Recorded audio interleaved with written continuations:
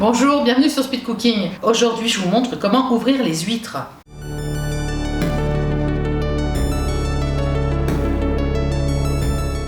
Alors, pour ouvrir une huître, rien de plus simple, il faut un couteau. Moi, celui-là, c'est mon couteau spécial pour ouvrir les huîtres. Je prends pas mes bons couteaux de cuisine qui sont fragiles, n'est-ce pas? Je prends celui-là, un bon vieux couteau de famille, avec une lame assez rigide, pointue, et que j'ai bien en main. Il faut impérativement un torchon. Et donc, je prends appui sur le plan de travail, donc je me mets une petite épaisseur de torchon comme ça, là, sous la main, parce que sinon, ça fait un petit peu mal aux jointures et tout. Donc moi, j'ai les mains fragiles, alors je me mets un petit torchon. Je recouvre ma main. Et je prends mon huître, comme ça, la charnière en fait, là où ça s'ouvre, vers moi. Alors si les huîtres sont sales, couvertes un peu de morceaux de coquille, je les rince à l'eau. Celle-là est propre, c'est nickel. On prévoit un petit récipient pour recueillir le jus, et c'est parti. Donc en fait, le pied se situe, des fois on le voit un peu, le pied c'est le truc blanc qui referme l'huître, ce qu'il faut couper, se situe par là en général, par ici. Souvent on voit le dessin, là on ne voit pas trop. Il faut juste aller le couper. Donc pour ça, il faut pouvoir glisser sa lame dans l'huître, et moi je vais aller là, vous voyez, on voit du marron, on voit du blanc, donc là en fait c'est la jointure, c'est là où la valve du dessus vient rejoindre la valve du dessous, donc je vais essayer de me glisser là-dedans, donc mon petit torchon, toujours,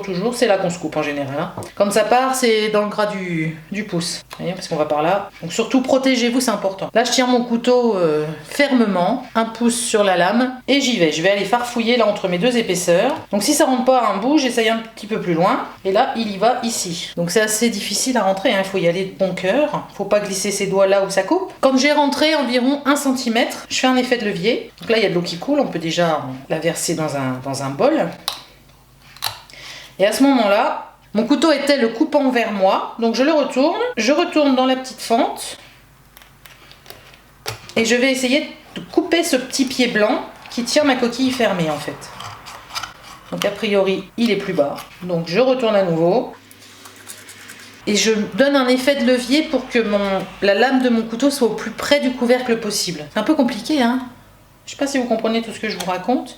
Et je coupe. Là, je l'ai eu. Donc, mon huître peut s'ouvrir. Donc là, je la tiens. Je prends au bout et je soulève un petit peu. Dans les huîtres, c'est bien d'avoir le chapeau qui reste sur l'huître. Enfin, le chapeau, c'est ce que j'appelle la partie qui est collée sur la coquille du haut. Je sais pas si on la voit. Et donc, je vais la gratter, là, avec mon couteau, toujours, la décoller du pied, pour la remettre sur le corps de l'huître. Et là, je peux tout arracher. Donc, le capot de mon huître est propre. Il n'y a plus rien, il n'y a pas de viande. Ça, c'est mon huître. Je prends mon bol où je mets l'eau, les déchets. Je verse la première eau. Quand on les mange crus, c'est mieux de jeter la première eau. Et avec mon petit doigt tout propre, je frotte un peu, histoire de voir s'il n'y a pas des coquilles. Et auquel cas, les faire glisser.